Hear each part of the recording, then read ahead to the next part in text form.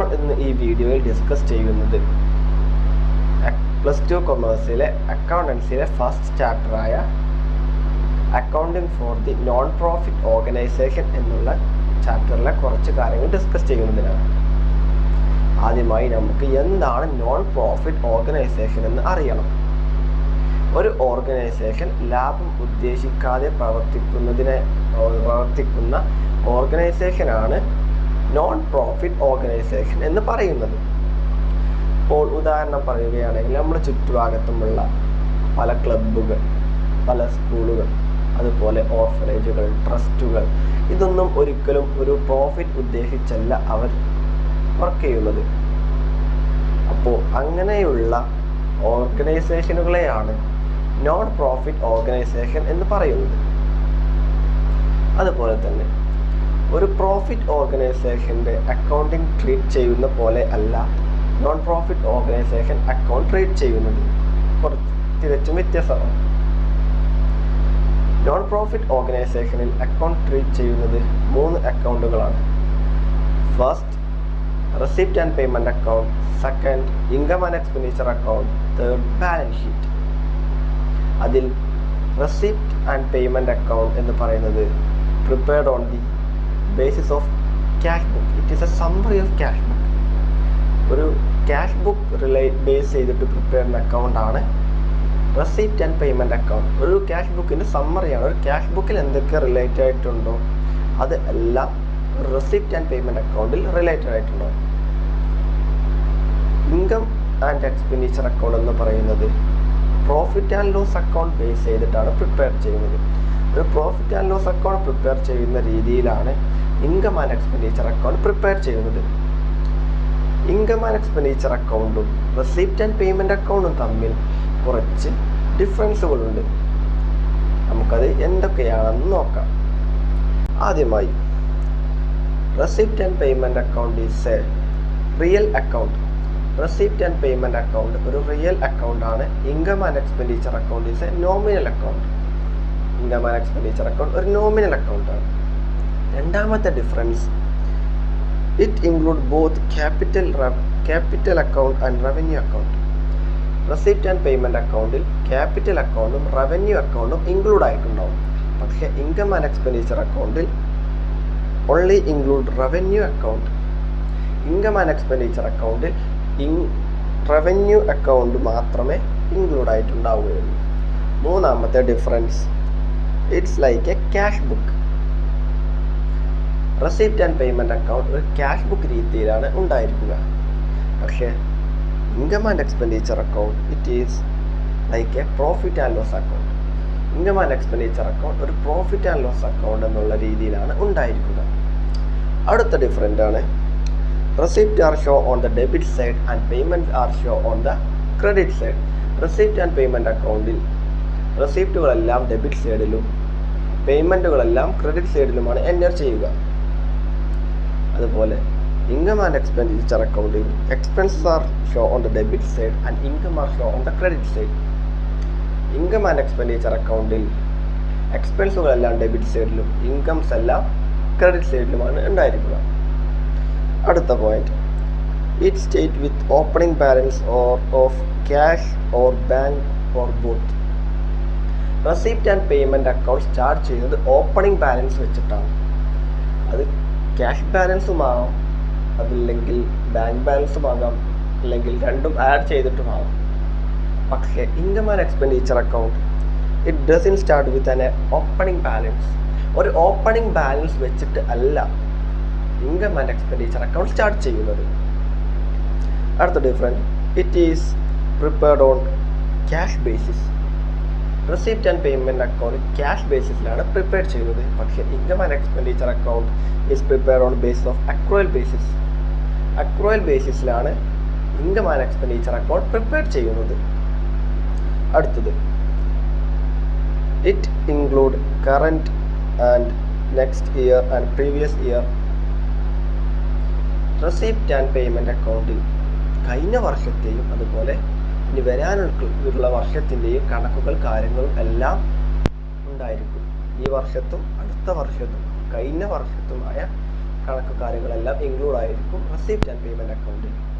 പക്ഷേ income and expenditure അക്കൗണ്ടിൽ it include item of current year. ഈ വർഷത്തെ ഇയർ മാത്രമേ ഉണ്ടായിരിക്കുകയുള്ളൂ. ഇപ്പോൾ ചിലർക്ക് ഡൗട്ട് ഉണ്ടാകും, എന്താണ് അടുത്ത വർഷത്തെ കണക്കുകൾ? ഇപ്പോൾ നമുക്കറിയാം, നോൺ പ്രോഫിറ്റ് ഓർഗനൈസേഷൻ ആകുമ്പോൾ നമുക്ക് ഒരു ക്ലബ്ബ് എടുക്കും. ഒരു ഉദാഹരണം, ഒരു ക്ലബ്ബിൽ എൻട്രൻസ് ഫീ ഉണ്ടാവും, സബ്സ്ക്രിപ്ഷൻ വരിസംഖ്യ ഉണ്ടാകും, ഇങ്ങനെയുള്ള പല ഫീസുകളും കാര്യങ്ങളും എല്ലാം ഉണ്ടാകും. ഇപ്പോൾ ഒരു വ്യക്തി മുൻകൂറായി അടക്കുന്ന സബ്സ്ക്രിപ്ഷൻ നമുക്കത് നെക്സ്റ്റ് ഇയർക്കുള്ളതാണ്, നമുക്ക് അഡ്വാൻസ്ലി പെയ്ഡ് ആണ്. അങ്ങനത്തെയുള്ള സബ്സ്ക്രിപ്ഷനും കാര്യങ്ങളും എല്ലാം ഇങ്ങനെയാണ് നെക്സ്റ്റ് ഇയറിൽ ഉൾപ്പെടുത്തുക. അപ്പോൾ അങ്ങനത്തെ കാര്യങ്ങളെല്ലാം നമ്മൾ റെസിപ്റ്റ് ആൻഡ് പേയ്മെൻറ്റിൽ ആഡ് ചെയ്യും. പക്ഷേ ഇൻകം ആൻഡ് എക്സ്പെൻഡിച്ചർ അക്കൗണ്ടിൽ അങ്ങനത്തെ കാര്യങ്ങളൊന്നും നമ്മൾ ആഡ് ചെയ്യുന്നില്ല. അതാണ് ആ പോയിന്റിൽ പറയുന്നത്. അടുത്ത different, the closing balance representing cash at bank or cash at hand or both. Receipt and payment അക്കൗണ്ടിൽ ക്ലോസിംഗ് ബാലൻസ് ക്യാഷ് അറ്റ് ബാങ്കോ ക്യാഷ് അറ്റ് ഹാൻഡോ അല്ലെങ്കിൽ രണ്ടും ആഡ് ചെയ്തിട്ടാണ് ക്ലോസിംഗ് ബാലൻസ് കൺസിഡർ ചെയ്യുക. പക്ഷേ ഇൻകം ആൻഡ് എക്സ്പെൻഡിച്ചർ അക്കൗണ്ടിൽ ക്ലോസിംഗ് ബാലൻസ് കൺസിഡർ ചെയ്യുന്നത് closing balance represent either surplus or deficit. സർപ്ലസോ അല്ലെങ്കിൽ ഡെഫിസിറ്റോ ബേസ് ചെയ്തിട്ടാണ് ഇൻകം ആൻഡ് എക്സ്പെൻഡിച്ചർ അക്കൗണ്ടിൽ ക്ലോസിംഗ് ബാലൻസ് റെപ്രസെൻറ്റ് ചെയ്തത്. അപ്പോൾ ഇത്രയുമാണ് ഇൻകം ആൻഡ് എക്സ്പെൻഡിച്ചർ അക്കൗണ്ടും റെസിപ്റ്റ് ആൻഡ് പേയ്മെൻറ്റ് അക്കൗണ്ടും തമ്മിലുള്ള ഡിഫറൻസുകൾ എന്ന് പറയുന്നത്. അടുത്തതായി നമുക്ക് റെസിപ്റ്റ് ആൻഡ് പേയ്മെൻറ്റ് അക്കൗണ്ടിൻ്റെ സ്ട്രക്ചർ എന്തെങ്ങനെയാണെന്ന് നോക്കാം. ഒരു 4 കോളം നമുക്കെടുക്കാം. അതിൽ debit side, credit side. Debit സൈഡിൽ ഫസ്റ്റ് നമ്മൾ പറഞ്ഞു എന്തായിരിക്കും വരിക, റെസിപ്റ്റ്. രണ്ടാമത്തെ കോളത്തിൽ എമൗണ്ട്. മൂന്നാമത്തെ കോളത്തിൽ ക്രെഡിറ്റ് സൈഡിലെ ഫസ്റ്റ് കോളത്തിൽ പേയ്മെൻറ്റ്. നാലാമത്തെ കോളത്തിൽ എമൗണ്ട്. ഇതിൽ നമ്മൾ ശ്രദ്ധിക്കേണ്ട ഒരു കാര്യമുണ്ട്. ഇതിൽ നമ്മൾ കോളം വരയ്ക്കുമ്പോൾ അതിൻ്റെ ഹെഡിങ് എന്തായാലും എഴുതിയിരിക്കണം, അല്ലാത്ത പക്ഷം എക്സാമിന് മാർക്ക് ലഭിക്കുന്നതല്ല. അപ്പോൾ ഒരിക്കലും നമ്മൾ ചിലപ്പോൾ ആൻസർ എല്ലാം കറക്റ്റ് ആയിരിക്കും, പക്ഷേ ഹെഡിങ് ഇല്ലെങ്കിൽ നമുക്ക് മാർക്ക് നഷ്ടപ്പെടാനുള്ള ചാൻസ് വളരെ കൂടുതലാണ്. അതുകൊണ്ട് ഒരിക്കലും ആരും ഹെഡിങ് മറക്കരുത്. Heading receipt and payment account of the year ending എന്നും പറഞ്ഞ് ഏത് വർഷത്തെയാണോ എഴുതുന്നത് ആ വർഷത്തെ ഇയറും എഴുതിയിരിക്കണം. നമുക്ക് റെസിപ്റ്റ് സൈഡിൽ എന്തൊക്കെ കാര്യങ്ങളാണ് ഇൻക്ലൂഡ് ആയിട്ടുള്ളതെന്ന് നോക്കാം. ആദ്യം റെസിപ്റ്റ് സൈഡിൽ ബാലൻസ് ബ്രോഡർ അല്ലെങ്കിൽ ഓപ്പണിംഗ് ബാലൻസ്. നമ്മൾ പറഞ്ഞു ഒരു റെസിപ്റ്റ് ആൻഡ് അക്കൗണ്ട് സ്റ്റാർട്ട് ചെയ്തത് ഓപ്പണിംഗ് ബാലൻസ് വെച്ചിട്ടാണ്. അപ്പോൾ നമ്മൾ ഓപ്പണിംഗ് ബാലൻസ് എൻ്റർ ചെയ്യണം ഫസ്റ്റ്. അത് cash in hand and cash at bank രണ്ടും നമ്മൾ ഓപ്പണിംഗ് ബാലൻസ് കാണും. രണ്ടാമത് സബ്സ്ക്രിപ്ഷൻ, വരിസംഖ്യ. അത് previous year, current year, next year. കഴിഞ്ഞ വർഷം നമുക്ക് സബ്സ്ക്രിപ്ഷൻ കിട്ടാനുള്ളത് ഈ വർഷമാണ് ലഭിച്ചതെങ്കിൽ അത് പ്രീവിയസ് ഇയർ ആയിട്ടും ഈ വർഷത്തെ വരിസംഖ്യ കിട്ടിയത് കറൻറ്റ് ഇയർ ആയിട്ടും അതുപോലെ അടുത്ത വർഷത്തേക്ക് അഡ്വാൻസ് ആയി തന്ന സബ്സ്ക്രിപ്ഷൻ നെക്സ്റ്റ് ഇയർ ആയും കാണിക്കണം. അടുത്തത് general donation. General donation receipt സൈഡിൽ നമ്മൾ കാണിക്കണം. ദെൻ ലോക്കർ റെൻറ്റ്, അതുപോലെ hall rent, clock room rent, അതുപോലെ interest received, income from lectures, entrance fees, grants, miscellaneous, sales of old news paper and periodicals, sales of refreshment, proceed from entertainment, capital receipts, endowment fund receipt, legacies, entrance fees, life membership fee, അതുപോലെ receipt on account of special fund, example tournament fund, prize, അങ്ങനത്തെ കാര്യങ്ങളാണ് receipt on account of special fund include ആയിട്ടുള്ളത്. Then sales of fixed asset, sales of investment, specific donation. എന്നീ കാര്യങ്ങളാണ് receipt സൈഡിൽ include ആയിട്ടുള്ളത്. ഇനി നമുക്ക് പേയ്മെൻറ്റ് സൈഡിൽ എന്തൊക്കെ കാര്യങ്ങളാണ് ഇൻക്ലൂഡ് ആയിട്ടുള്ളതെന്ന് നോക്കാം. പേയ്മെൻറ്റ് സൈഡിൽ ഫസ്റ്റ് നമുക്ക് പേയ്മെൻറ്റ്സുകൾ ഏതൊക്കെയാണെന്ന് നോക്കിയിട്ട് ഫസ്റ്റ് നമുക്ക് wage, salaries, honorarium, insurance, rent, postage, printing and stationery, conveyance, tournament, interest on loan, electricity charge, taxes, repairs, interest on bank draft, capital payment, building, furniture, office equipment, books, sports item, investment, loan, advanced, fixed deposit.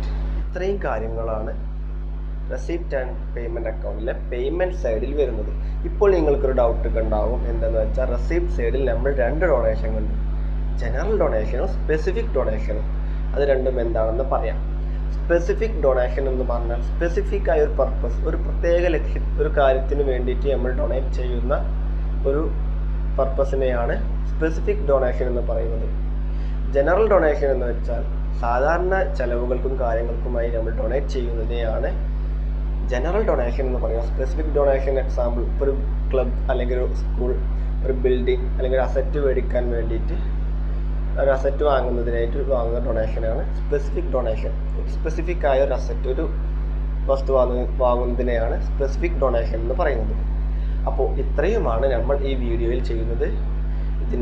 അപ്പോൾ നമ്മൾ അടുത്ത വീഡിയോയിൽ balance ഷീറ്റും അതുപോലെ income and എക്സ്പെൻഡിച്ചറും പറയുന്നതാണ്. അപ്പോൾ അതുവരെ wait ചെയ്യുക.